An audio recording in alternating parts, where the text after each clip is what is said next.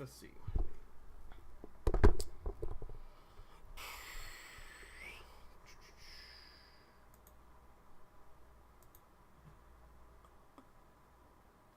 Alright, this isn't even like Twitter anymore. It's weird.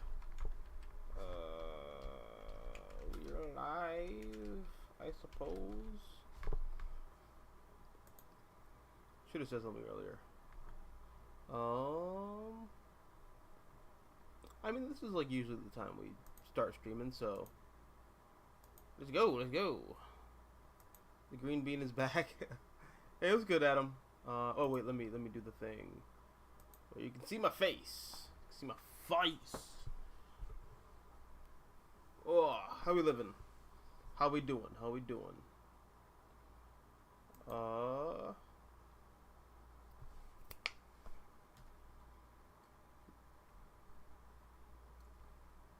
Wait.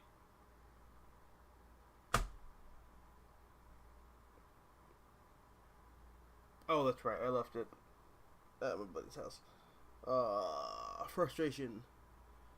I left Ultimate Invasion #2 at my friend's house. Feels good. Well, at least he has it, so that's cool. I do with these guys, though. That's cool. You know, I actually haven't read this book yet. This is Savage Strength of Starstorm. I've just been, like, picking it up because the art is, like, really cool in, like, a throwbacky kind of way. It reminds me of, like, Eric Larson really hard. But, like, 90s Eric Larson, not, like, Savage Dragon Eric Larson.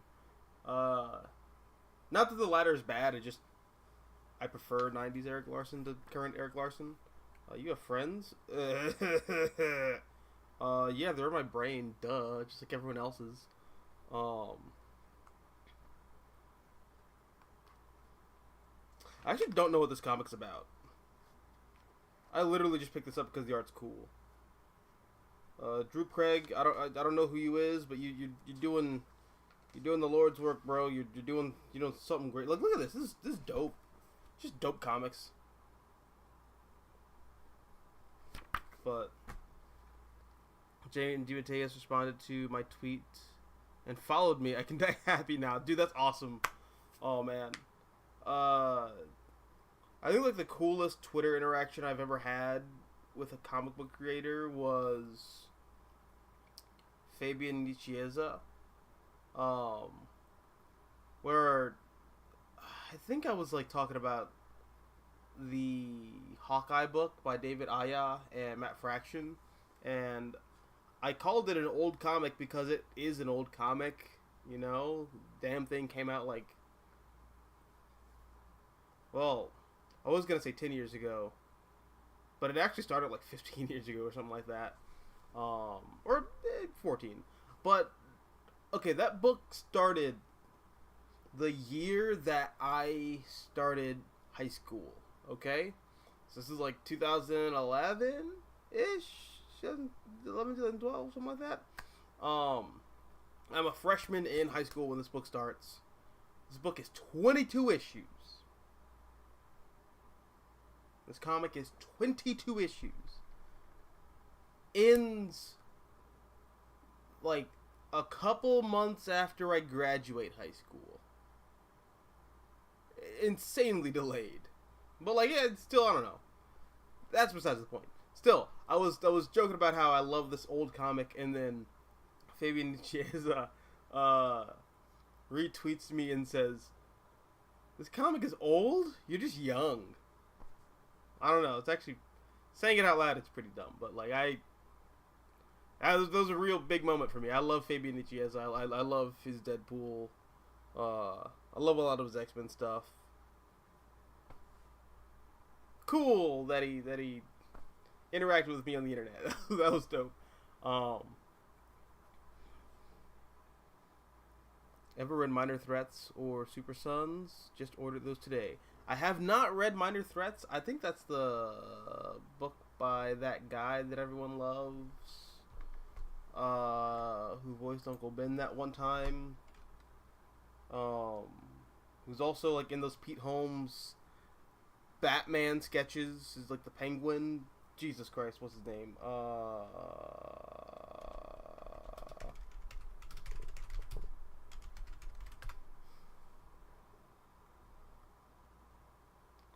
Patton Oswalt.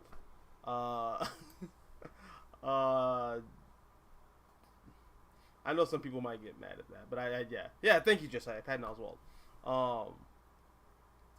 I just don't know. I'm not super familiar with that with his work, but I know like Patton Oswalt wrote that book. It looked really cool. The art looked really cool. It's literally just a thing of comics are expensive. I would like to read it. Yeah, it's just I don't have no money to read it. Comics expensive.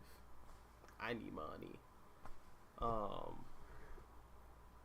But I did read Super Sons. I like Super Sons a lot. It is a like direct affront to everything I kind of think works with Superman as a character, but I like Super Sons. Yeah, happy reading. What's good, Supreme? I'm doing well, ish. Yeah, it's been a rough day. Rough day. Family stuff. Family stuff. Families be families. I'll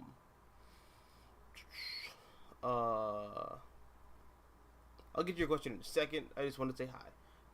But going back to Adam, I've read loads of his other work. He's been my top 10 favorite comic book writers. He wrote my favorite Captain America. And he's my top 5 favorite Spider-Man runs. Absolute legend. Yeah. James DeMatteis is the man. I still, for the life of me, don't know why his run is not collected in anything. I mean, I think Marvel's just saving it for the Epic collections, because I've noticed that, at least in the Kraven's Last Hunt trade that I have over here, it's not just Amazing Spider-Man that's, like, collected in that book. Granted, Kraven's Last Hunt is, like, an event that spans the entire Spider-Man line, but you got some stuff in there from, like, Web of Spider-Man, you got some stuff in there from Peter Parker's Spectacular Spider-Man, so I would imagine that Marvel is just biding their time so that they can print, like, I guess something like Child Within in, like, one of those Epic collections. It's just a matter of when they'll do it and, like, what volume it's going to be in. But that's something they definitely should do. I don't know why they haven't done it yet. It seems very odd to me. But I don't know. It's like the end of the Goblin Saga as far as classic Spider-Man's concerned. You'd think they would put that in trade at some point. Fabian Nicieza is top 10 underrated writers. He wrote my favorite Hawkeye, Gambit, Robin, and X-Men work. Did not know he worked on Robin. I didn't know he worked on Hawkeye either. It's crazy. Hawkeye's a character that I really have to read more about. I love that book by David Aja and Matt Fraction, but I've also been told by a lot of, like, classic Hawkeye fans that the Marvel Now Aja Fraction run, while great, also broke Hawkeye. It's kind of like,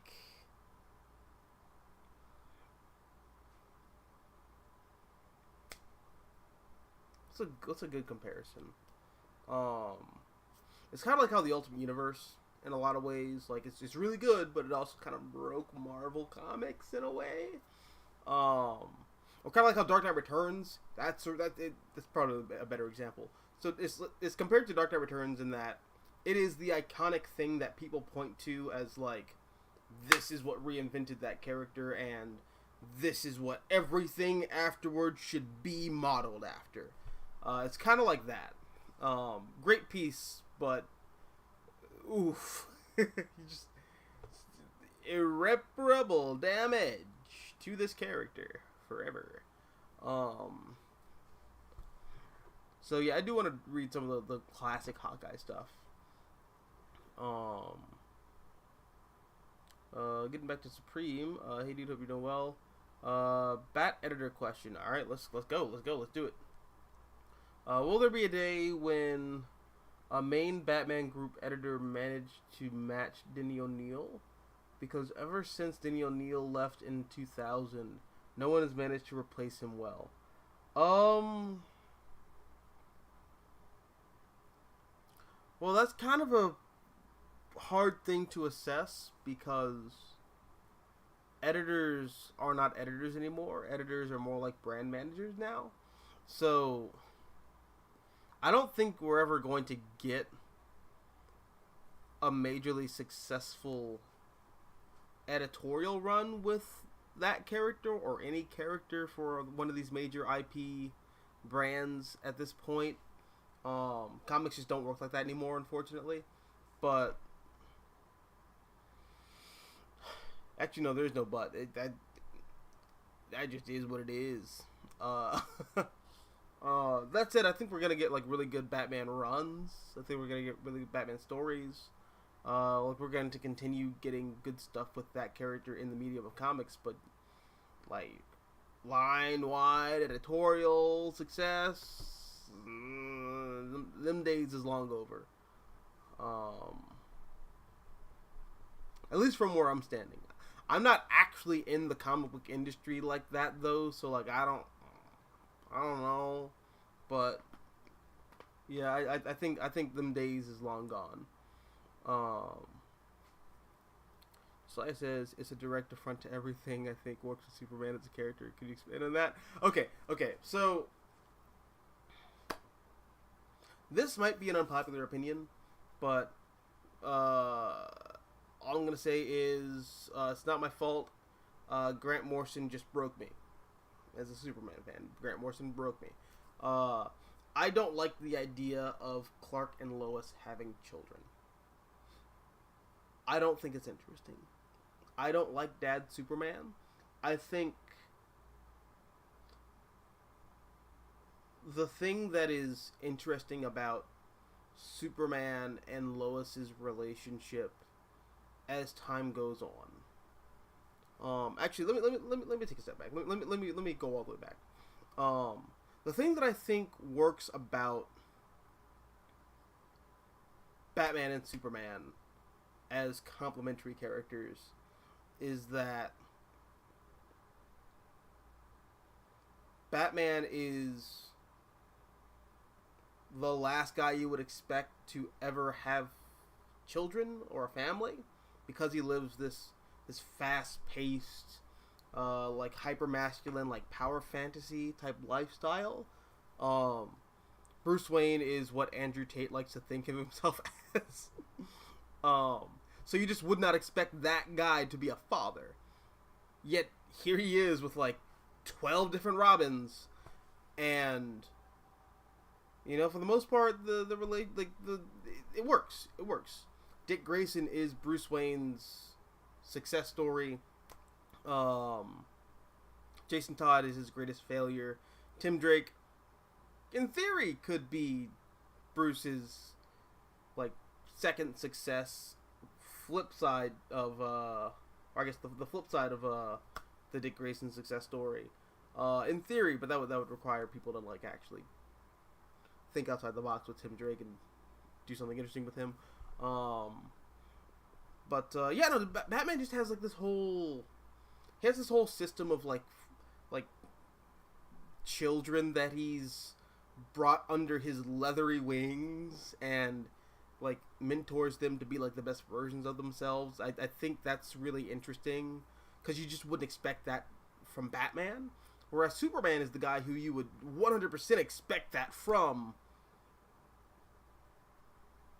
but he's not really. Like, this is the guy who, when his underage cousin showed up on his doorstep and was like, I am like the last of our kind, you know, I'm the last of your kin, Clark sends her away because he can't deal with taking care of a child.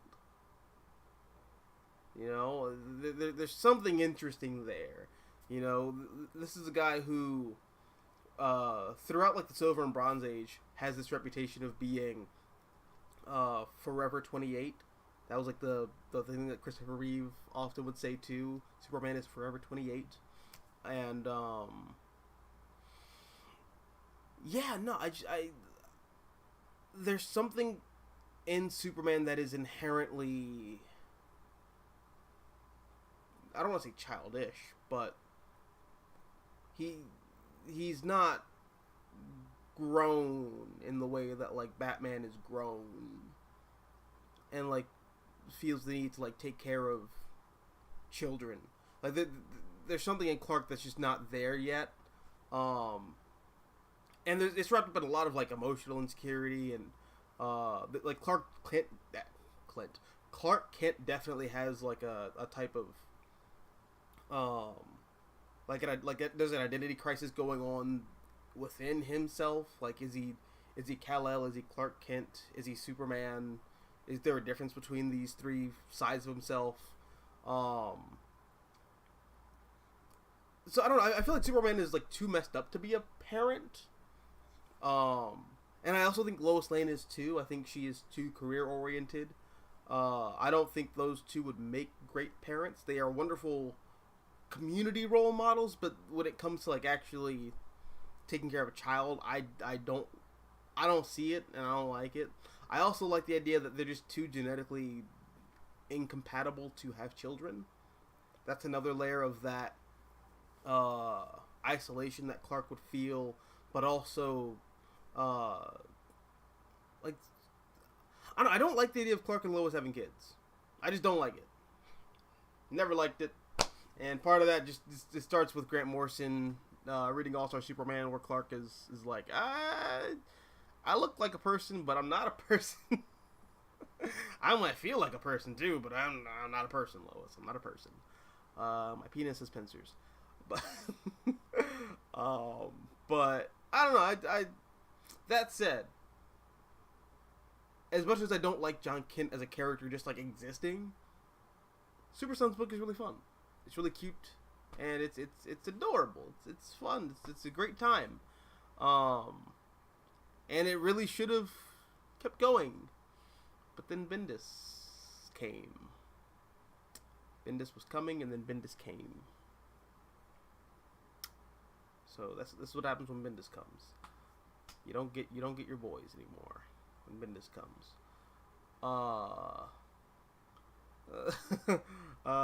Supreme Omega says, comic market question. When did the comics start to get so expensive? Because this started as a hobby for poor people in the Great Depression. Now it's so pricey. I wonder why. It's kind of unfair. 90s. As far as I am aware, it starts in the 90s. Because that's when the comics boom starts. Or I guess really the boom starts in the 80s. The bust is in like the mid 90s. But I mean, comics were always kind of like steadily increasing in price. Like you look at the Golden Age books, they're like 5 cents, and then they get to 10 cents when you get to like the 40s. Then they reach like 25 cents around like the 60s, 70s. They're like $1. No, 80s they're $1. 90s is when comics hit like $1.25 or $1.50. I know when I'm coming up and reading comics, they are at that $2 range. Actually, no, I think they're $2.99 by the time you hit the early 2000s. So comics are $3 by the time you like reach the turn of the century, and they've just been increasing ever since. And now the average comic is, they're $3.99 still. They're, unless you get one of these motherfuckers, which is like $5.99, a special comic. It's just an art book, but the Dan Mora cover is really cool. There's a lot of really cool artists in here, like Frank Cho, Coomer Bait, Poison Ivy. So I don't know. There's like a lot of. Oh, this is sweet. David Talaski Poison Ivy. It's like a really classic Silver Age looking Poison Ivy. I like this look for Ivy, honestly. Um, Personally, I prefer like nude Poison Ivy because I like when she looks like an Elden Ring boss. Just look like I don't think Poison Ivy should look sexy. I think she should look disgusting. But if we're gonna do the company line, like sexy, sultry type Poison Ivy, I like when she's covered in like moss and leaves and stuff. It's like she looks like nature's like taking her over. But yeah, comics are just pricey now. It's like $5.99, $6 for this book. Which is crazy because trades are like kind of cheaper to get than like actual floppy books. That's crazy to me. But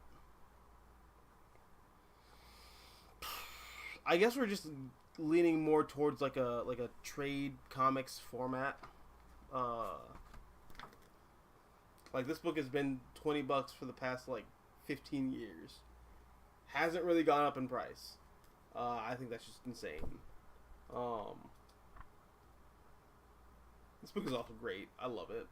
I'm like halfway through, but yeah, this comic is great. It's hilarious. This is like Mark Miller at his best.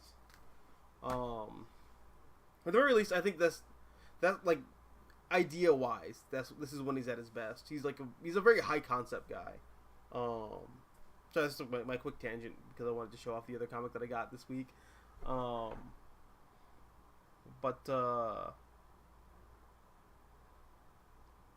hope everything's better with your family. I mean, family's just family. That's all it is, man. But thank you. I appreciate it. Supreme says, on the Son of Superman, do you feel Chris Kent concept was more fitting to the mythos? Absolutely. That's a status quo that I think was gone way too soon. I mean, I get it. New 52, you gotta start the universe over. Even though they didn't really start the universe over, they cherry picked what they wanted to keep and what they didn't want to keep, which I always think is just, that's awful when you're rebooting. It's part of the reason why I don't think the DCU reboot by James Gunn is gonna work. You can't cherry pick these things. You have to start fresh or keep the baggage that you're working with and move on from there. But dog, hard reboot or don't reboot. Don't do this in between shit. But in any case, I think Christopher Kent was a way better Son of Superman than John is. I also thought like everything just kind of worked perfectly in that era because that's when Dick Grayson graduated from being Nightwing to actually just becoming Batman. That's when you had that Nightwing persona just vacant. So then Christopher Kent becomes the new Nightwing. That was a great status quo. God damn it, dude. So much cool shit. And then just, it got pissed away. I mean, like, there's some cool stuff going on in comics now. Well, not some. There's a lot of cool stuff going on in comics now. It's just frustrating when, like, you can see something that just worked so well, just gone. Why? This is why we can't have nice things. Supreme Omega says, on Bronze Age, 1970 to 1986, do you feel that was when big two mainstream superhero comics peaked? Because that was when permanent deaths and lasting status quo changes still mattered, and before events were a thing. In some respects, yes, but in some respects, no. I think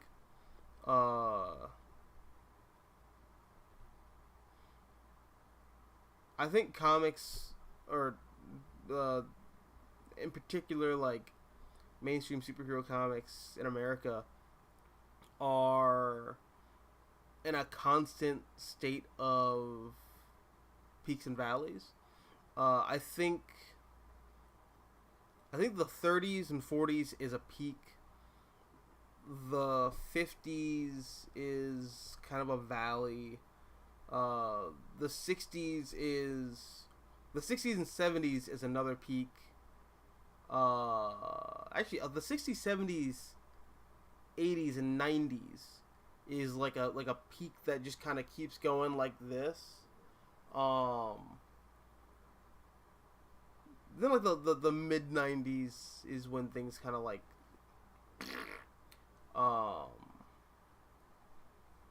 2000s is when things pick up again. That's when you get to the Ultimates. That's when you get Identity Crisis. That's when you get like comics being like more experimental, or I guess more experimental again, because they're like not afraid of. Well, we fell flat on our ass in the 90s. We can just do whatever we want now. What's up, Nicholas? How you doing, man? And now comics are, I'll say like the 2012 to 2017, 2018 era, like that whole SJW comics era that a bunch of YouTubers just built entire careers off of. That was definitely a valley for comics. The medium was very unhealthy then, but I think comics are picking back up. I think they are. There's a lot of cool stuff coming out right now. So yeah, I don't know. I think comics just kind of, and like specifically like Marvel and DC, I think they peak and valley real hard. But that's the thing. Like it's really hard peaks and valleys.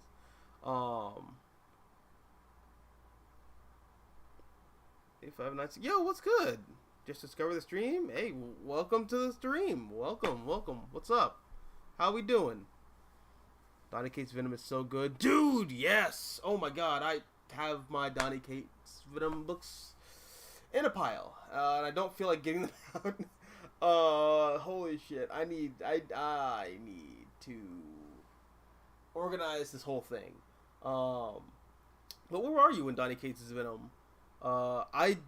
So I'm reading it now after jumping onto, or I guess I waited till the hype died down to get into it, because usually when things get hyped up to the moon, you're just setting yourself up for disappointment there.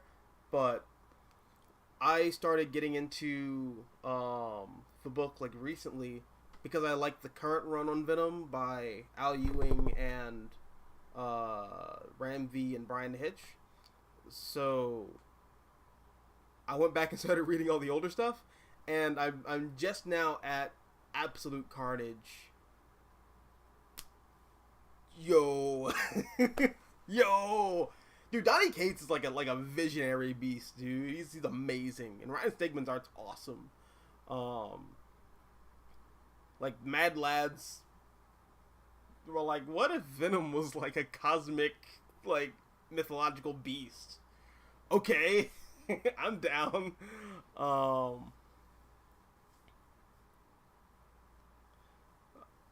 Bendis doesn't shoot blanks, he shoots negatives. God damn. Instant abortion. Well, I was gonna make a joke, but I think my face illustrated exactly what I was feeling there. Supreme says, I don't think the 2000s were great, especially the mid to late 2000s. Interesting. That was when the endless event cycle began and things got so needlessly grimdark that it made early 90s quaint. I can see where you're coming from with that. I think the reason I say the 2000s was great was because in a lot of ways I cite the 90s as being the genesis point for when comics got more experimental again. But like the 2000s I think took that to its next like logical step, because that's when we got like really iconic books like Scott Pilgrim vs. the World. Like say what you will about the myriad of events we were getting in comics, but Infinite Crisis came out in like 2006. I think that is like still to this day the best event in comics, like ever. Is that going too far? Like I don't know. I think it's like legitimately really good. I think Infinite Crisis is like right up there with it, but like just right up there with it. But Infinite Crisis also just, I don't know. It feels like a conclusion to the post-crisis era. It's really, I don't know. There was a lot that came out that was great. Also, like, this is when you had more TV writers working in comics, which I know some people in comics get a little like, meh, but JMS, his run on Amazing Spider-Man, has some problems here and there, but, like, legitimately, like, he was perfect. Like, he was the perfect set of outsider eyes that book needed, I think. So yeah, man, I don't know. I think the 2000s is great. Also, some of the grimdark stuff works in my opinion because this is when comics are allowed to have more variety. Not just Marvel and DC, but just everyone. Like you would not have seen this in like the 90s. And if you did, it would have been like from a really small publisher or from like a European publisher. Like 2000 AD would have published Wanted, but like not Image Comics. But I don't know. I think variety is the spice of life, and that's like 2000s is when we got like a lot more variety. I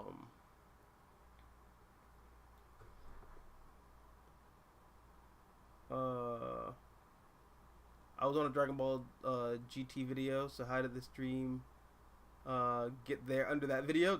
I have no idea. But I'm glad the algorithm's putting me under stuff. That's cool. Actually, that reminds me, I have to like check out more Dragon Ball. I just started collecting the manga, but like the original manga, because I'm reading. I don't have it here. Actually, probably do, but I just got the. It's like a modern translation of the Monkey Prince. Not Monkey Prince, Monkey King. I don't know what you call that. It's a mythology book. It's like one of these. Like one of these. I like these. You know, and stuff like this. Just books on mythology and all that. Except the Monkey Prince book is like massive. It's like a freaking tome. But yeah, I'm like a big mythology nut, so I'm reading the Monkey King stories and getting a feel for him because I just started playing Dragon Ball Z Kakarot for the PS4. That game's really fun, so I'm trying to like learn all I can about the origin of that character and that archetype, and I don't know. I hyperfixate on stuff, and one of my current hyperfixations is Monkey King in Dragon Ball Z. It's really cool. Piccolo blew up the moon. That's awesome. But it's also kind of crazy. I don't know. It's. I feel like I've been talking about Superman a lot the past couple days. But it's kind of weird how, for as much as Dragon Ball and later Dragon Ball Z and later Dragon Ball GT are based off of the Monkey King myth, there's a lot of Superman in there. Like, there's a lot of like classic like 1970s era Superman in there. Like, I didn't know this because I'm new to Dragon Ball, but apparently you like pick up with Goku as like a baby and you just watch him grow, and that's very old school Superman, where you're watching Clark Kent grow up and he becomes Superboy and then he transitions into Superman. I don't know. It's really interesting. It's like kind of cool seeing that overlap there. I would love to see DC do like a team up between Goku and Superman. I think you could do a lot of really interesting stuff there. especially now that Superman is like ultra mega like powerful to the point where the DC's just gone back to like pulling out random ass pull superpowers. I think you could do a lot with Superman and Goku, like mixing their stories together. I don't know, be pretty dope.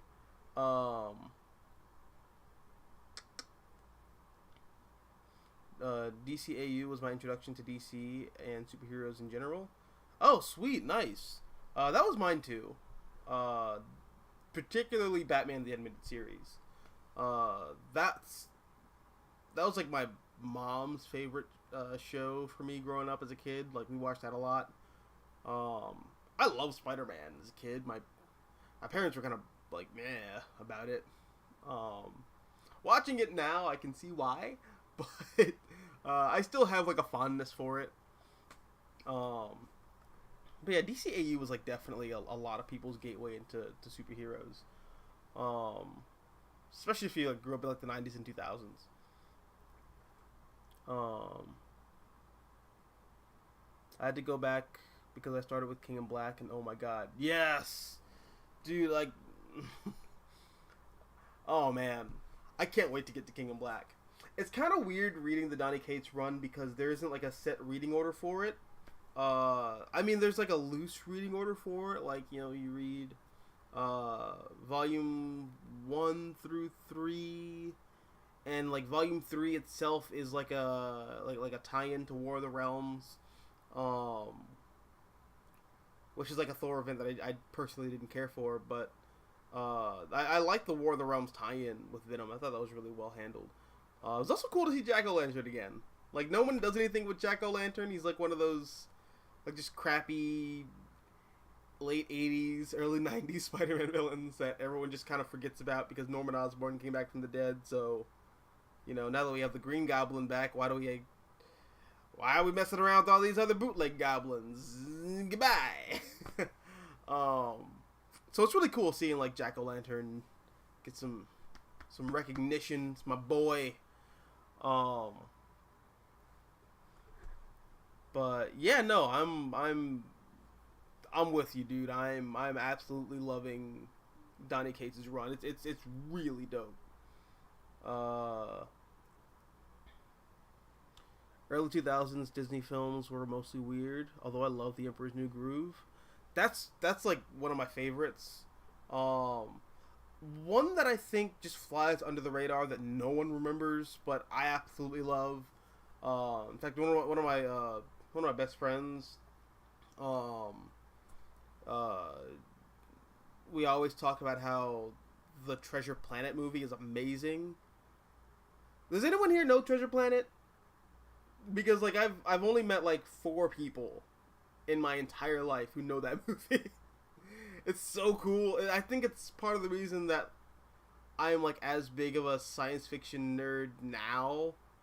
Or like growing up I always was. I think that movie was a major influence on me for that. Because it's the Treasure Island story but in space. I don't know. I'm gonna take a wild gamble and say that's the reason I like space stuff. It's Treasure Planet.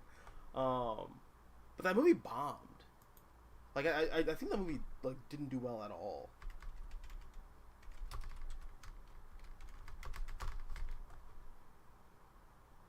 Joseph Gordon-Levitt?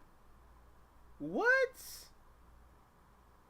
Brian Murray? I've actually never looked at the cast for this movie. Jesus Christ. That's a star-studded cast.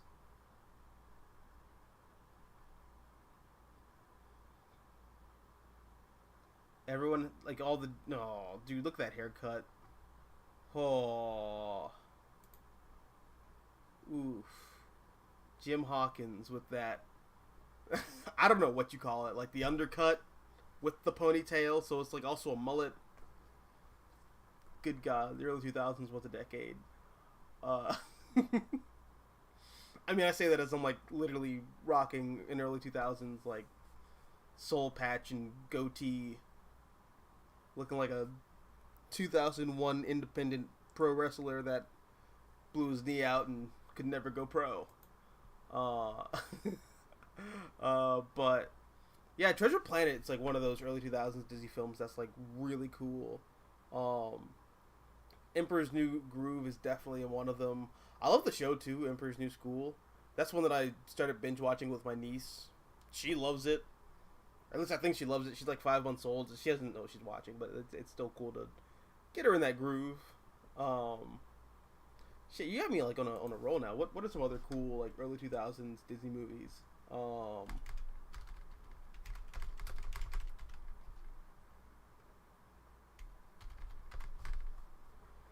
okay. Just typed in Disney movies, and that was a mistake. Okay, okay, okay. Let's go to 2000s. Spirit's a Disney movie? What? Oh, Spirited Away. That's a Disney movie? What? Oh, well, it's produced by Studio Ghibli, but it was distributed by... Oh, it was distributed by Disney. Okay, that kind of makes sense. Not really, but it kind of makes sense. Tigger movie. Okay, alright. Alright, we're gonna go down this list now, because I'm invested. Alright, so Tigger movie. Love that. The extremely goofy movie.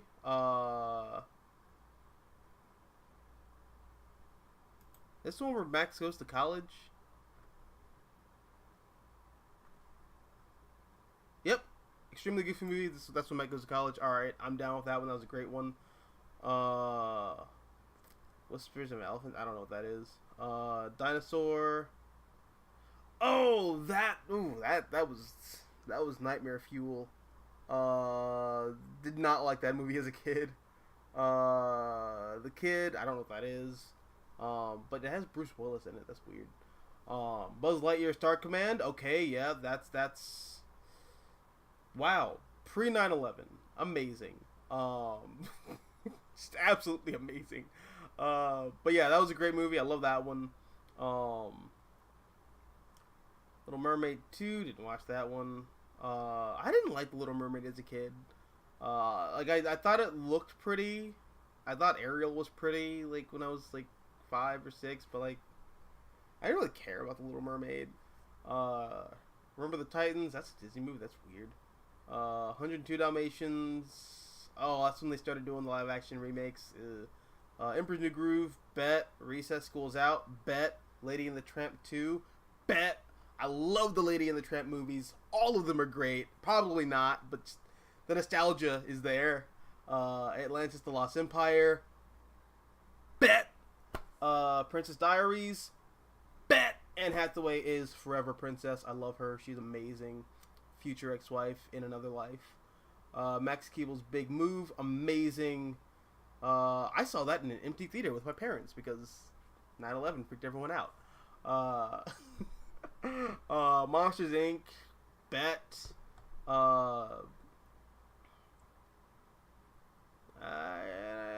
Snow Dogs. Lilo and Stitch. Amazing. Tarzan and Jane. I remember that one. And there's just a bunch of others that I don't remember. In this Treasure Planet. Jungle Book 2. Nah. Inspector Gadget. I love Inspector Gadget. Holes. Yeah, 2000s was great for Disney. Yeah, there's a lot of great stuff that came out in the 2000s under Disney. It's kind of weird. I used to like always say that I wasn't a Disney kid growing up, but like I actually was. I was definitely a Disney kid. I think it's just because like I think of the animated movies, and I'm like I wasn't a Disney kid, or I guess like the 60s and 70s animated movies, and I'm like, you know. Ugh. Oof. That was a saucy burp. But yeah, like outside of Mulan, like the Disney princess movies, I mean. Like outside of Mulan, I'm not really like, I don't like the princess movies that much. I don't think they're bad, it's just they're not my thing. I also wasn't a big fan of The Lion King, which I guess is heresy, but boring. It's boring. I'm bored. Um,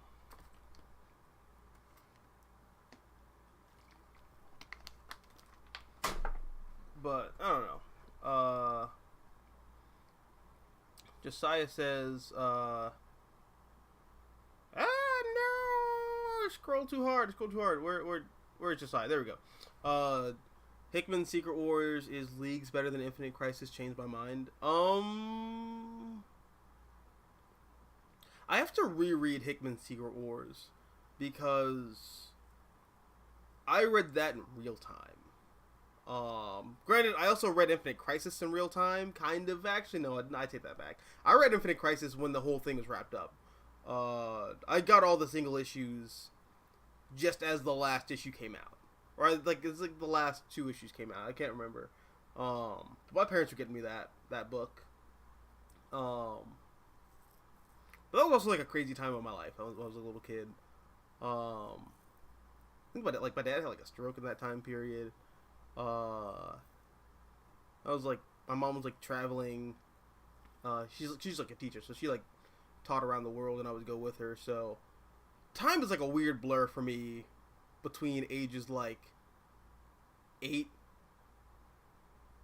and 14. Like, yeah, 8 to 14 is like a weird blur, so anything could happen, and I'm like, yeah, it's, cool stuff. But yeah, I'd have to reread Hickman's Secret Wars. Because the big thing that sticks out to me is the delays. Like, I remember being just massively frustrated with all the delays. But it's become one of those books where, much like Watchmen, much like Dark Knight Returns, much like Final Crisis, nobody remembers the delays. So, I'll check it out again. What's up, Tevye? How you doing, man? I know you picked up Ultimate Invasion today. That was like my must read of the week. In fact, alright. If you're in the chat, if you picked up a comic this week, let me know what your favorite comic of the week was. Personally, it was Ultimate Invasion. I love that book. I mean, I kind of want to say, like, Wanted, but, like, this doesn't really count. This is a trade. It's just me, like, catching up on old Mark Miller stuff because I'm jumping into Big Game right now, which is like the current Mark Miller event, and it's tying everything together. So even stuff that I didn't care about, like MPH and Starlight, are apparently going to be like major players in the current Millar-verse thing. So I don't know.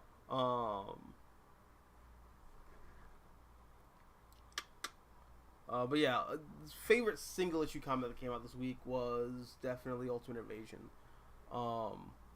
Scream says, on Avengers, I read the 1982 Vision and Scarlet Witch miniseries. It's actually solid. It also made me hate Disassembled and House of M. Those stories deserve the same level of hate, as hate as One More Day. I hear that from a lot of Scarlet Witch and Vision fans. I just haven't read enough classic Avengers to really formulate that opinion. Like, outside of Spider-Man, my knowledge of the Marvel Universe is, like, very limited.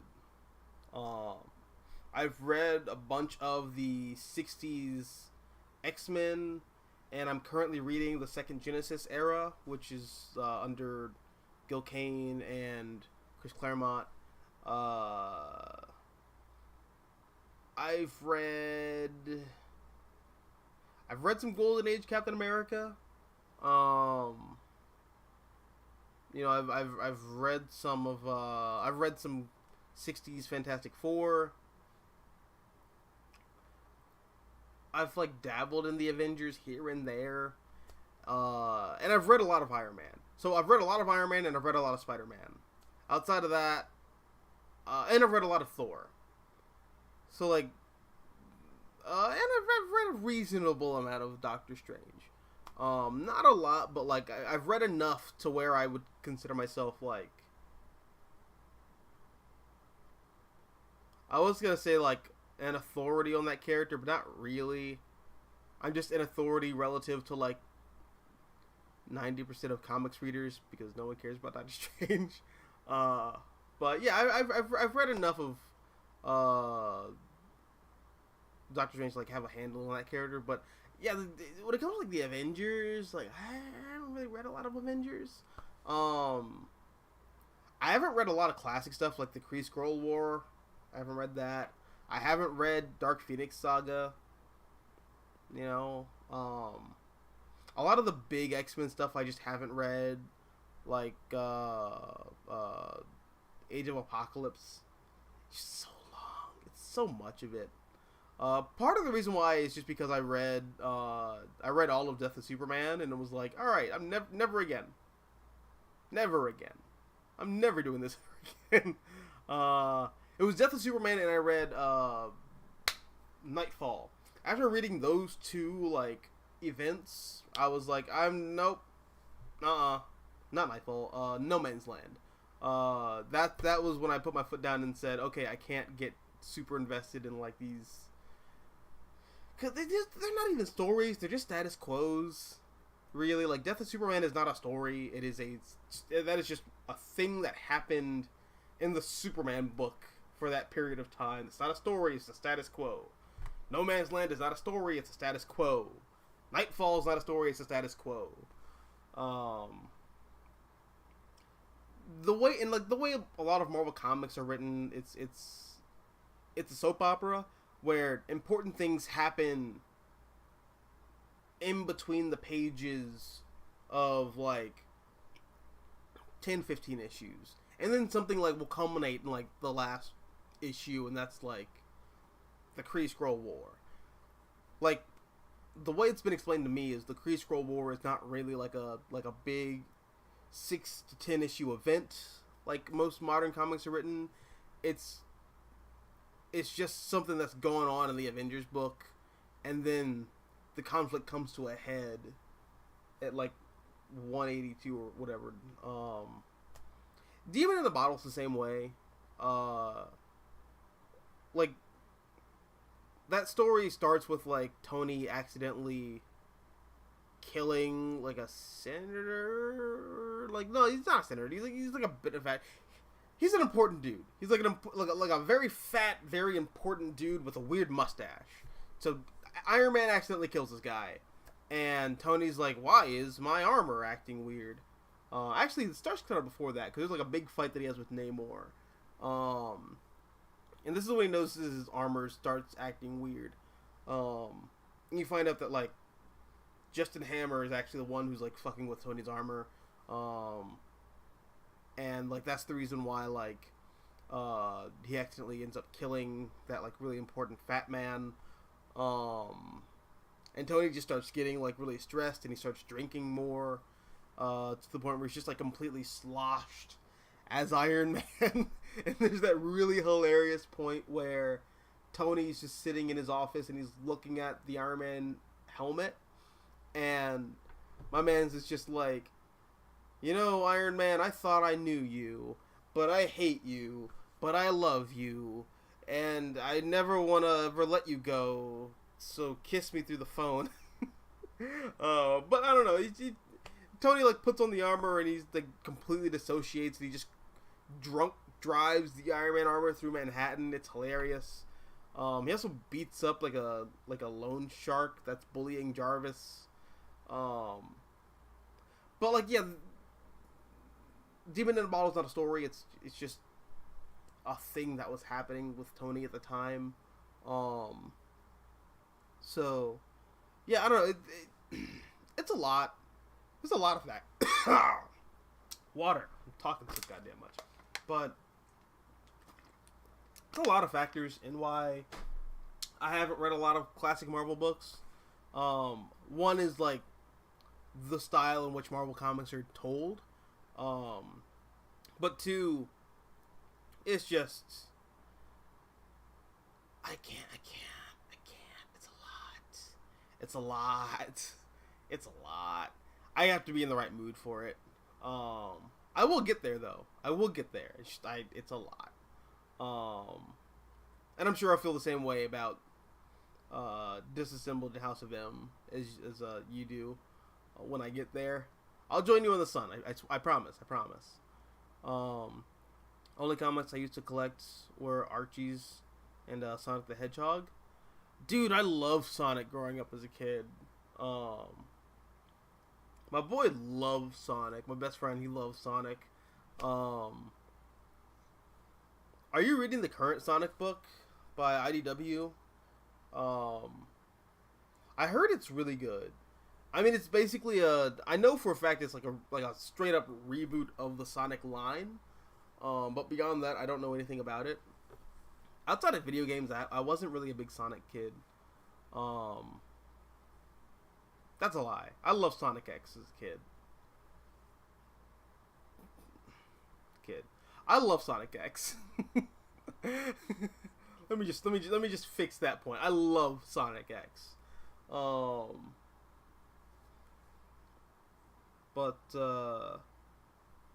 I do want to check out the comics at some point. How do you feel about Ultimate Invasion? I love it. I thought it was really cool. It's really dope how Brian Hitch basically just retold issue 2 of The Ultimates, but instead of Tony Stark, it's Howard Stark, and instead of Nick Fury, it's Obadiah Stane. I thought that was really interesting. It also is the thing that tipped me off, or I guess confirms something that like tipped me off with the first issue, which was this is not the Ultimate Universe. Like it is a different world. Like this is a different and unique world. So I don't know. I think that's fascinating. We'll see where that goes, but for the time being, I like the idea that the maker just rebuilt the Ultimate Universe and is like strategically, he's like eliminating potential threats to his existence. Like he prevents Peter Parker from becoming Spider-Man. He prevents Tony Stark from becoming Iron Man, and instead Howard Stark becomes Iron Man. He like kills Captain America, and or like he makes it Captain America like is like never found in the ice. He makes Loki king of Asgard. I don't know. There's a lot of really interesting stuff going on in that book. I'm very excited for issue 2. Issue after issue 2. I'm very excited for issue 3.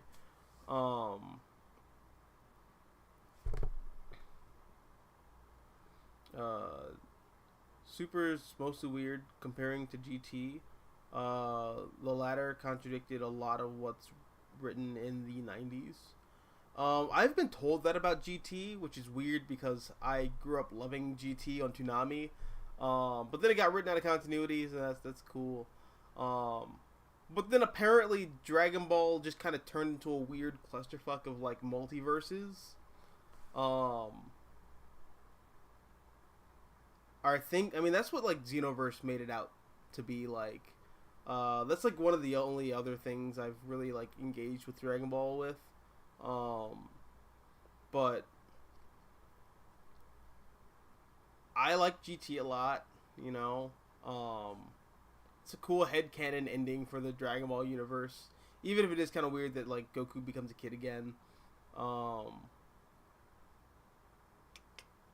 I've been told that Super takes place between Dragon Ball Z and Dragon Ball GT, which doesn't quite make sense because GT doesn't count anymore.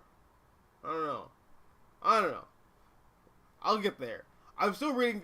Still reading the original Dragon Ball, so I am going to catch up. It's going to take me a while though, but I'll get there. So if DC and Dragon Ball got crossovers, would Batman and Superman's power levels have been in the Scouters? Batman's would not be in the Scouters. But I do think Batman would definitely be like perceived as a threat by Vegeta and like Frieza. I think they would perceive Batman as a threat because he has like a cunning intellect. But Superman would definitely be on the Scouter, like without a question. Like that's like also one of those weird things with DC. And I was having this conversation with a buddy of mine, but every DC character, if you take them to their logical extreme, is a god. Like, you know how... What's the best way I can put this? Well, that comparison doesn't actually work. I was going to compare, like, the average DC character to, like, the Spot from Spider-Verse, but, not really. DC characters are, like, actually smart. The Spot is, like, generally not. But, yeah, a lot of DC characters, they're just OP, and that's the fun of it. Like, I know a lot of people don't like DC because, you know, power levels and how do you make god-like characters interesting. Well, I think the way DC makes those characters interesting is by telling god-level stories with them. Like, when you're reading a DC book, you're not reading, like, I think a lot of people judge DC comics and DC stories off of, like with a Marvel mindset. Like, characters have to have limitations, and characters have to have, like, external conflicts, whereas DC's kind of the opposite. DC is, like, pure imagination, like, unfiltered imagination with internal conflict. And that's what I think is, like, really interesting about it. So I don't know, like DC stories, like, they're just very big. They're very epic. They're very grandiose. Because those characters are, like, they're gods. So I don't know, like Batman excluded. You know, I think everyone on the Justice League is gonna be pulling like a 5,000 power level. Like, yeah, Batman, not Batman. Batman excluded. Superman is mad OP. Wonder Woman is, like, mad OP. Martian Manhunter is mad OP. Aquaman, if you take him to his logical extreme, he is mad OP. The Flash is insanely OP. He, like, gets to a point where he can, like, just warp reality if he chose to. So, like, yeah, no, like, dude, DC characters are busted. Yeah, the I don't know what Frieza's army is called. I almost said the Saiyans, but the Saiyans are, like, all but wiped out. But yeah, like Frieza's army and all that, they wouldn't be terrified of the Justice League, but Justice League would be a threat, like a major threat. Justice League Unlimited was my introduction, says Nicholas. Nice, yeah, that was one that I kept up with a lot as a kid.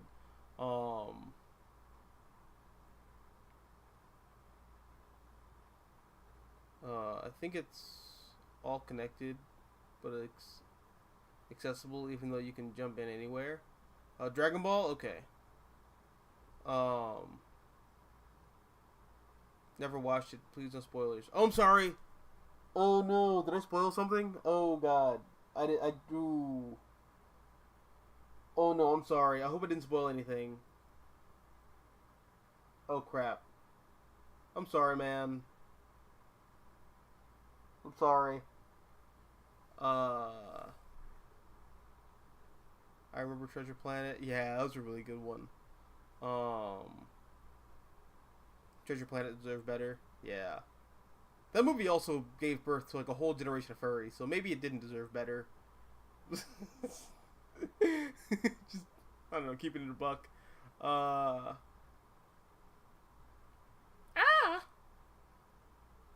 it's good, Arcus. I see you. I see you in the chat. What's good?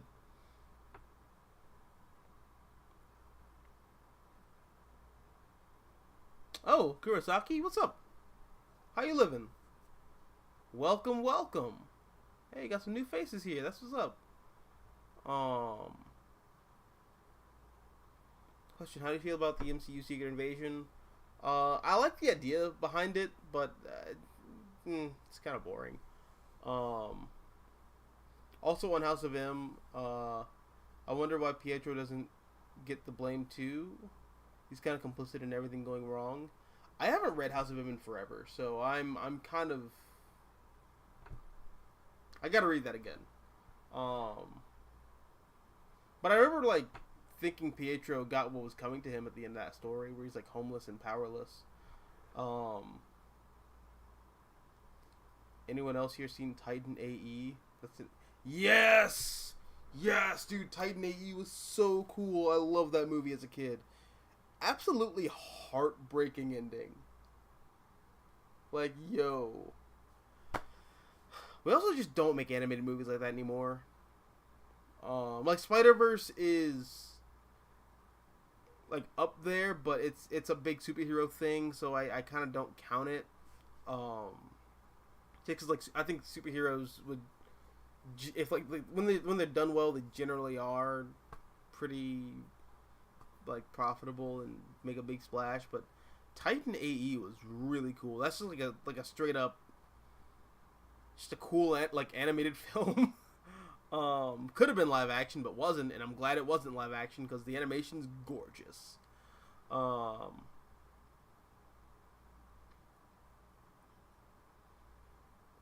Arcus says, Beanie, what you talking about? Treasure Planet, Tarzan, Atlantis, The Lost Empire, Sinbad. Yes! Sinbad was awesome. Road to El Dorado. Early 2000s was the peak of creative action adventure cartoons. Dude, that's what I'm saying. Like Disney they were on it. I think Road to El Dorado is a Warner Brothers movie.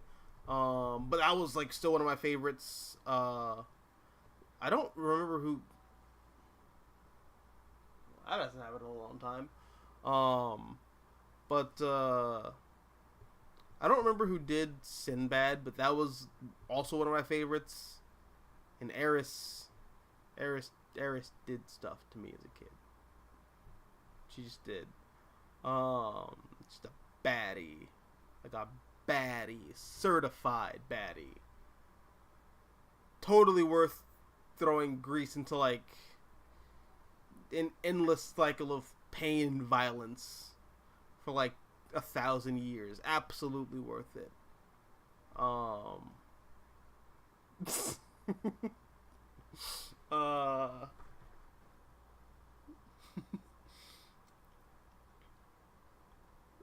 W says, question, I was wondering if you read any of the Night Terrors event. I didn't. I kind of just like overlooked it, and by the time everyone told me that it was great, I feel like I missed too much of it. So I'm just gonna wait to check that out when it's collected in a graphic novel. But the art's really cool. I'll say that. I also love those blacklight covers. They look really dope. You're not the only one. I'm also not the biggest fan of The Lion King. Okay, cool. So I'm not super alone.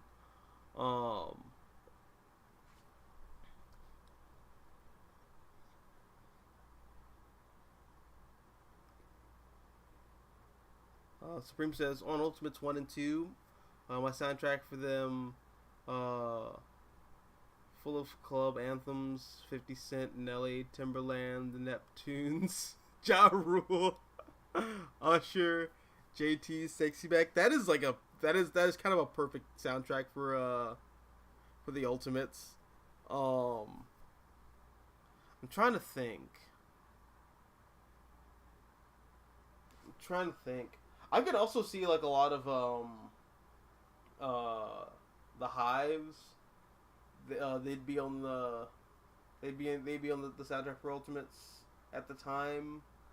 Early 2000s Beyonce would be on there. Eminem would 100% be on there. Mark Miller's definitely an Eminem fan. Like, you can literally made Eminem the protagonist of his like most prominent first indie work. Like, no question, you have like Without Me, like Guess Who's Back, or maybe Criminal. I could see Criminal being in one of the Ultimates. Yeah, absolutely.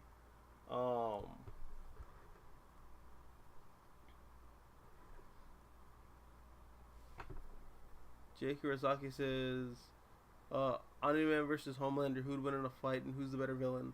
Well, first of all, I think Omni-Man just beats him senseless, and it's like not a fight.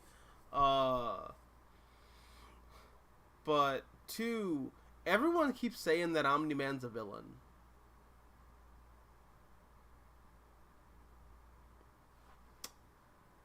I'm not gonna spoil it for you, but Omni-Man's not a villain. I'll say that. Like, people keep saying Omni-Man's like evil Superman and all. He's not. He's really not.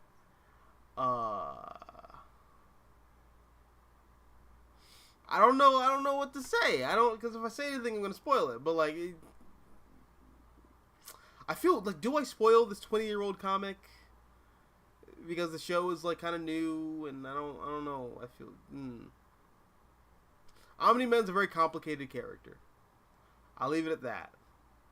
I would not put him in the same camp as like Homelander. He's not just evil Superman. Yeah. I've seen The Road to El Dorado back in middle school for World History's the Messianica section. That's a good movie to watch. Especially with what's your fuck, the sexual awakening character for everyone under 30. She was fine. Like, oh my god, what are those dimensions? Those baby making dimensions. That's what they are. Interdimensional booty dimensions. Your booty got 2 planets. God, alright. Next question. I'm thirsting. Brother needs some water. He's thirsting. Oh, don't get me started on Road to El Dorado. Shell. Whew. How do you feel about the Mortal Kombat 1 DLC characters? I'm excited for it. I mean, I'm a fucking slut for Mortal Kombat, but like, yeah, dog, I'm down for Peacemaker, Omni-Man, Homelander. It does kind of suck we have 2 Superman clones. I mean, like, you can kind of make them unique and interesting, I suppose, but I would have put 2. If you're gonna have either make it Omni-Man or Homelander, but don't have them both in the game, because they're essentially the same character, like moveset wise and power wise.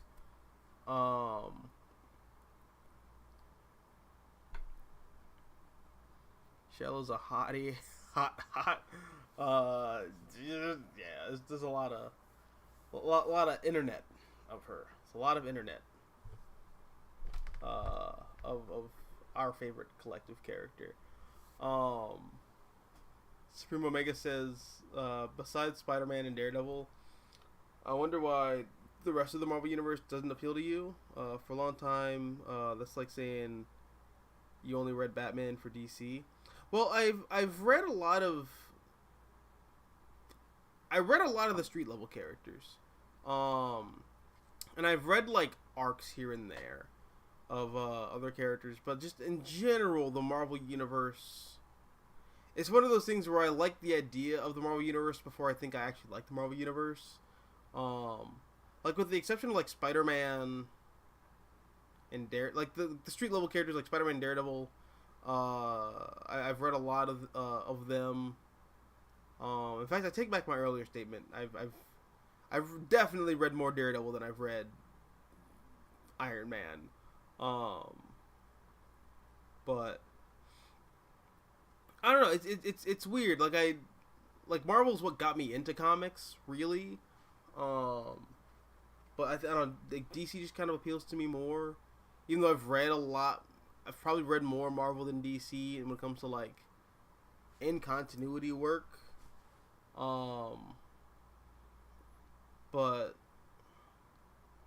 I don't know. It's just kind of weird.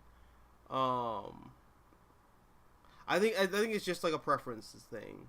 I think DC is just more kind of my vibe than Marvel on the whole.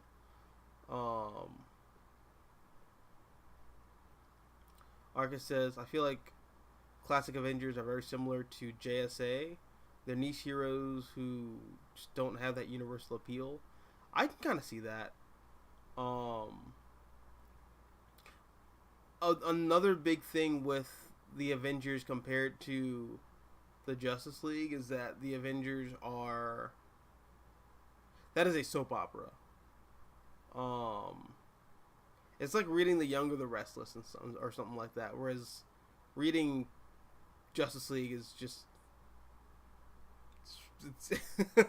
It's like reading mythology or something.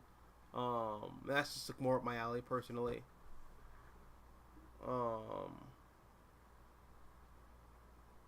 was never a Marvel person growing up, though I watched a lot of the MCU with my younger brother throughout the 2010s. I could feel that. I kind of came to this conclusion today. I think a large part of why I love the MCU so much as it was coming out was because it got big during a point where Marvel was at like a lull. Not to say that there wasn't great stuff coming out at Marvel at the time, from like 2008 to 2019, but I don't know. Matt Fraction's run on Iron Man, or Matt Fraction and Salvador LaRocca's run on Iron Man ends just before before the Avengers movie comes out. Ultimatum all but killed the Ultimate Universe. Again, just before the Avengers movie came out. So at the time, I'm just not super invested in what was going on in the Ultimate Universe, and the Ultimate Universe for me was Marvel. There's also a time period when like they killed off Ultimate Peter Parker, and this was like post One More Day Spider-Man, so I'm not really vibing with Spider-Man all that much anymore. So I don't know. I'm also I don't know why, but I wasn't feeling Captain America at the time. Something about Captain America was rubbing me the wrong way at the time period. I liked Planet Hulk, but then I didn't like World War Hulk. I don't know.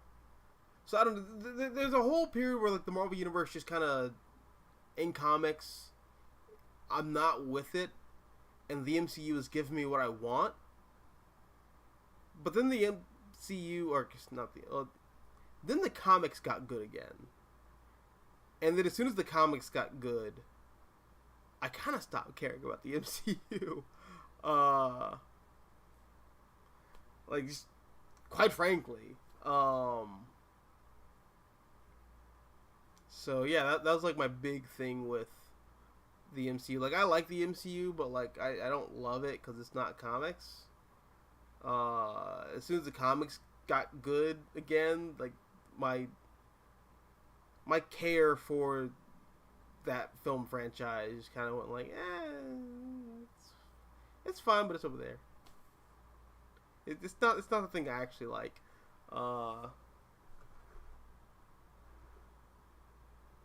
Toby says, question: how do you feel about, or how do you think the Super Sons with Jonathan Samuel Kent, Superboy as his little 10-year-old self, and Damian Wayne, Robin fighting the Viltrumites from Vince? Oh my God, no, that's a slaughter. That's a slaughter. The Viltrumites would actually murder the Super Sons, and that's not a. That's not a that's not a fight. That's a grisly murder right there. I'm sorry. They don't stand a chance with that. I haven't read Sonic comics since the early 200s and the 2000s and 2010s. Yeah, that's when my best friend was reading them.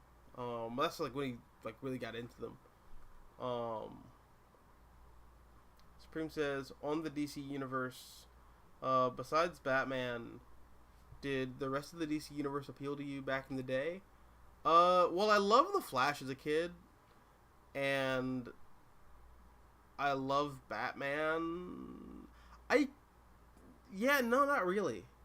It's just weird because I love the DC animated universe. But like, yeah, I like Batman was my guy, and I love the Flash largely because I love the Flash in the cartoons. And it was very weird reading the comics at the time of Justice League Unlimited because Wally West in the comics is a very different character from Wally West in Justice League and Justice League Unlimited.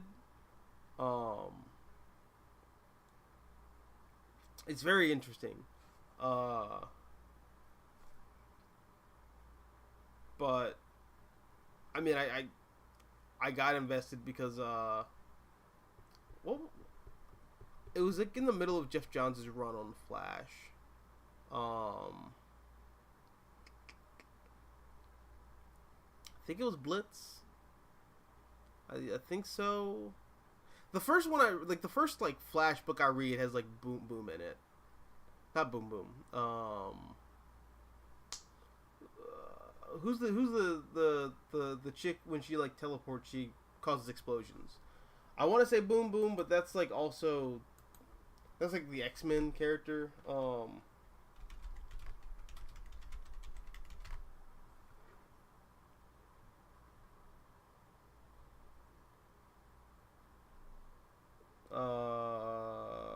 Dude, what's her name?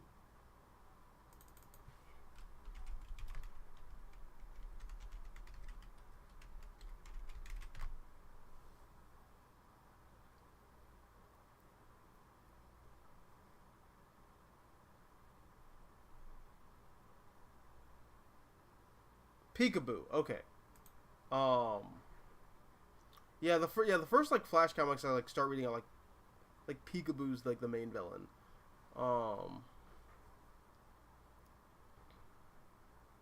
But yeah, like outside of like the Flash and Batman, DC generally just didn't appeal to me. It wasn't until I like really started getting into comics where like DC became like, oh no, I like this one. I love like I really like Marvel and I appreciate Marvel, but I am investing myself in DC, and I love this universe and I love this cast of characters a lot. Like it resonates with me more.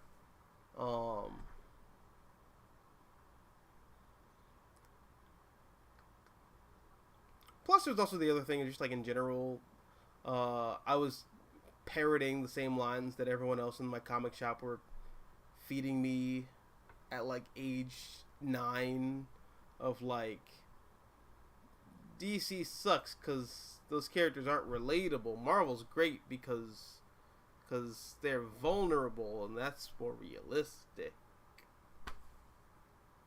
which is like a total fallacy, but you know, whatever.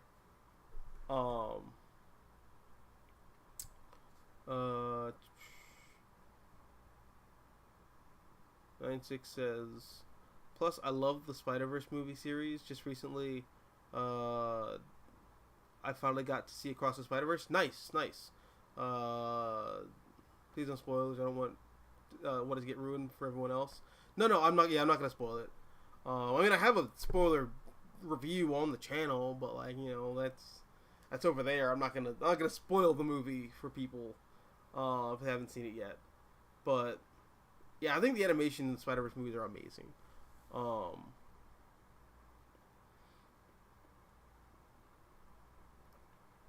I wouldn't worry about the timeline too much when it comes to Dragon Ball. Okay, I guess I'm just like I'm like anal retentive when it comes to jumping into like these major franchises. So I kind of want to start at like the beginning. I like starting at the beginning with Dragon Ball, but if the timeline doesn't matter, then that's cool.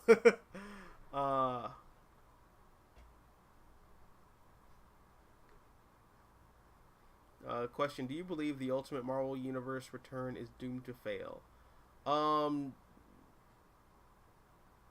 Yes. I do. I don't want it to, but I don't know how you make the Ultimate Universe work now. And I talked about this in the podcast discussion over at Previous World, with Troy and Grady and Action Go-Go, but the big problem with bringing the Ultimate Universe back now is that Marvel as a brand is fundamentally in a different place in 2023 than it was in 2003. Like, Nick Fury is a household name. 7-year-olds know who Nick Fury is and care about who Nick Fury is. You can't do Ultimate Nick Fury now. You just can't. Like Ultimate Nick Fury is one part Henry Kissinger and one part Shaft. Like like dude started like a whole superhero civil war. This man got Spider-Man killed. This man nearly caused like World War III. He almost nuked North Korea just so that he could become the director of S.H.I.E.L.D. again. Like, this is also the dude who like cheated on his wife with every female in her family. Like, just absurd, crazy stuff like that. I don't know. You can't do that now. You can't do that now with Marvel because Marvel's just too big. You can't have Peter Parker like being a like kind of an asshole to his friends and family without the black suit, just because he's like stressed or like he's like an angry personality or confrontational personality. You can't do that anymore now. You can't kill off major characters irreverently. I don't know. There's a lot of stuff you just can't do now because Marvel is what it is in the pop culture eye. Which is why I don't think the Ultimate Universe is really going to work in a modern time period. Also, the way in which we talk about politics is like fundamentally different and like dumber. And that crushes a lot of faith I have in the Ultimate Universe coming back. But we'll see. You know, we will definitely see. So far, I like Ultimate Invasion. But you know, Hickman, he can only do so much. And I remember saying the same exact thing when House of X and Powers of X came out. So we'll see, though. We will definitely see.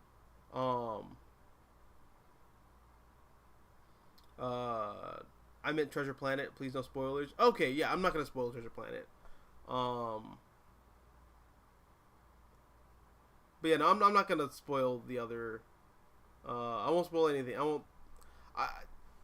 if I'm like gonna talk about something, I'm gonna like I try to keep things vague enough, to where like things aren't like super spoilers if you haven't like gotten into something yet.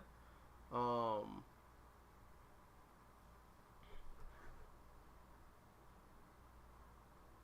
but yeah. Supreme says on Invincible, I just watched the Adam Eve special. Really good. It even improved upon the comic version. Also, side note question: why is Eve's adoptive dad more hateable than Omni-Man? Um, Man, if you think Eve's dad is bad now,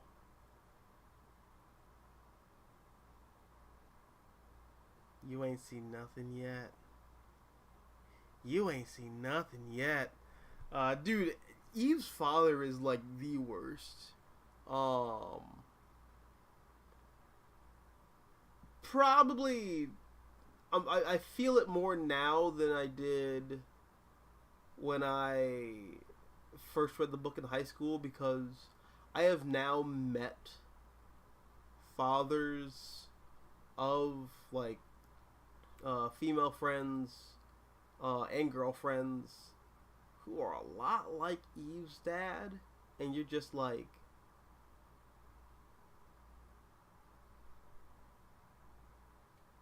bro, bro, bro, bro, uh,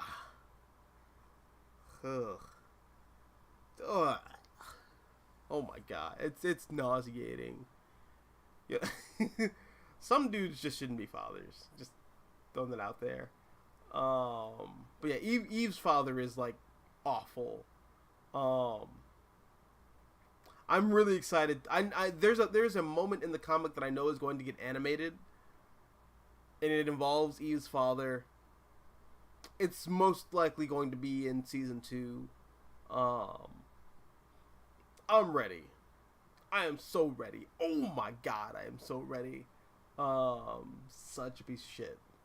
He's such a piece of shit. It's great. Um, I also haven't read the Adam Eve comic. I've only read Invincible. I haven't read like the Invincible World comics.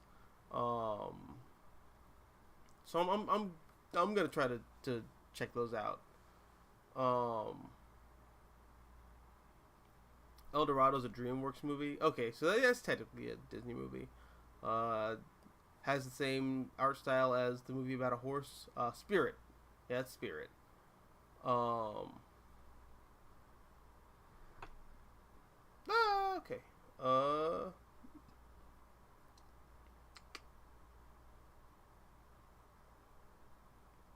I love the original 1994. Lion King film. Same as the sequel, Simba's Pride. Um. I mean, I'll check it out. I mean, new baby niece.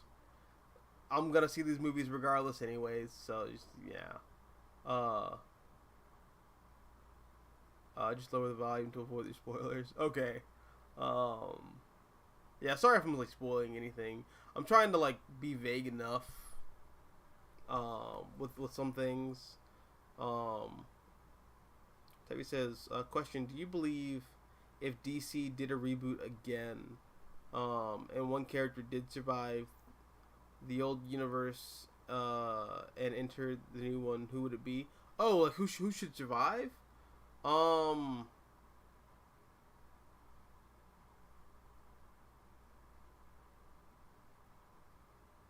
I think it would be funny if Blue Beetle survived.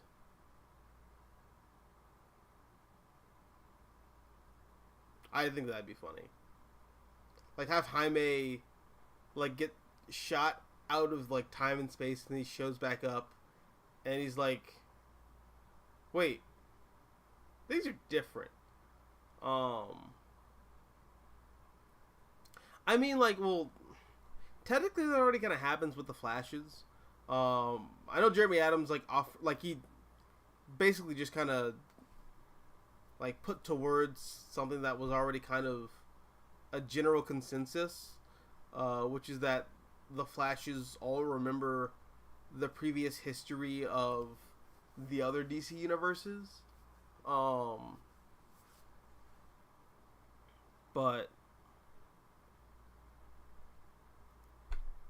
I mean, like if we're not talking about the Flash, then like I'll say like it'd be funny if Blue Beetle just remembered everything. I think that'd be hilarious. Oh, good night, Tevia. See you, man. Thanks for coming by.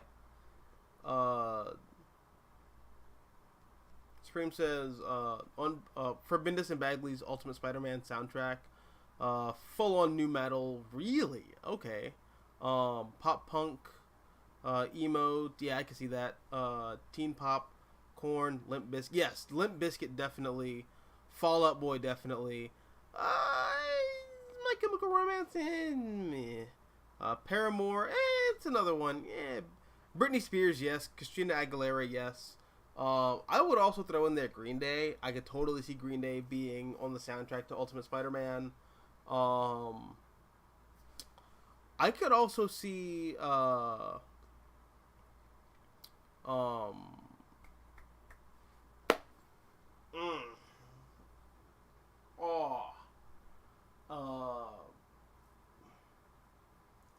NSYNC. NSYNC I could see being on the soundtrack to Ultimate Spider-Man. Trying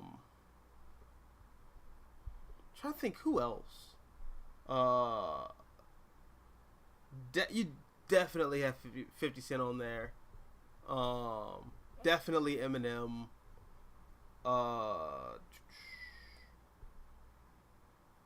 Maybe you'd have 3 Days Grace in there. No, you'd have Rob Zombie in there.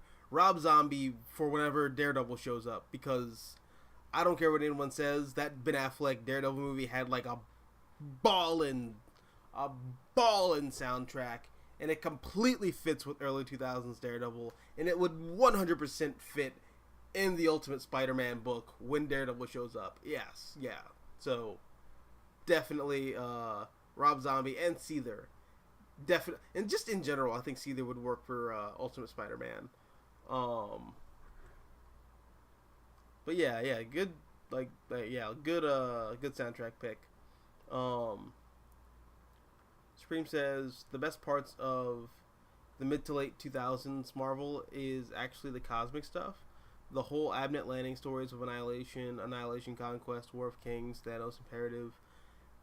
I haven't read all of it, but I've read enough of it to definitely know that I like it.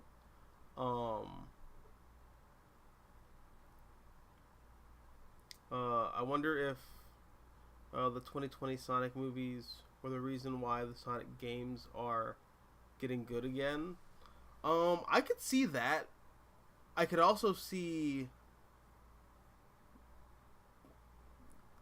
Sega just wanted to put more money into the brand because, you know, the Nintendo Switch. Supreme Omega says, on Mecha, Evangelion is not the first show to do a darker take on the mechs, or the mech genre.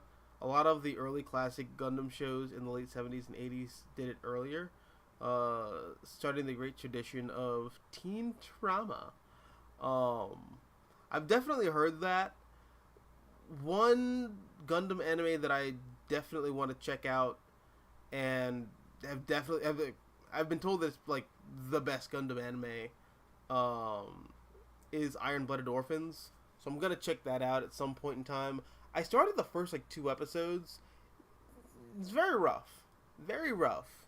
But I've also seen clips just out of context, and I'm like, oh, this is great. What's this from? Iron Blooded Orphans? Oh, well then I guess I'll check that out at some point because it's really cool.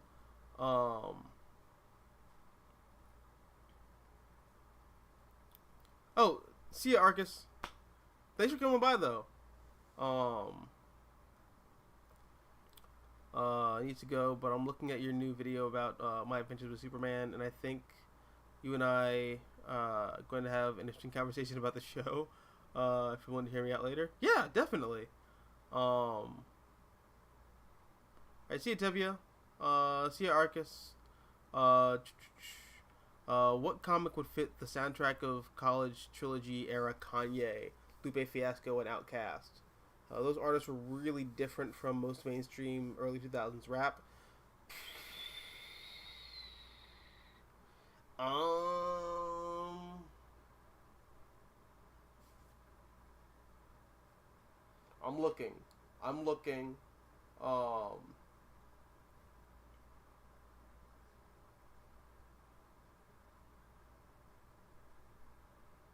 hmm.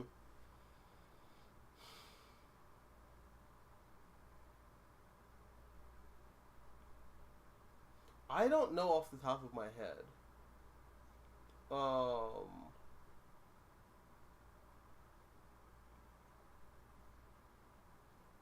like, if we're gonna be superficial here, um, I'll say like if you just make Wally West black, like if you just like ignore the fact that he's like a ginger, like you would enact ginger side on Wally West, just replace him with a black, well give him like a reskin, just make him black. Uh, Graduation is a pretty good soundtrack for that run. Um, Actually, you know what? No, keep him white. You know, keep him as a ginger. It still works. I think Graduation works for the Wally West era of the Flash in general, though.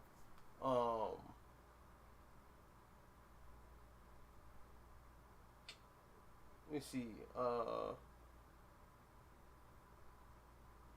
I'm trying to think like anything from Lupe though. Uh, Definitely the early two. Well, this is 2010s, but the Miles Morales comics like fit Lupe pretty well. Um, Outcast, I can't think of anyone who fits with Outcast. Which is fitting because it's Outcast. But yeah, like early 2000s Marvel or DC. You know what? No, I take that back. Blue Beetle fits really well with Lupe Fiasco and the college trilogy. Eric Kanye, yeah, yeah, the Blue Beetle run and hmm,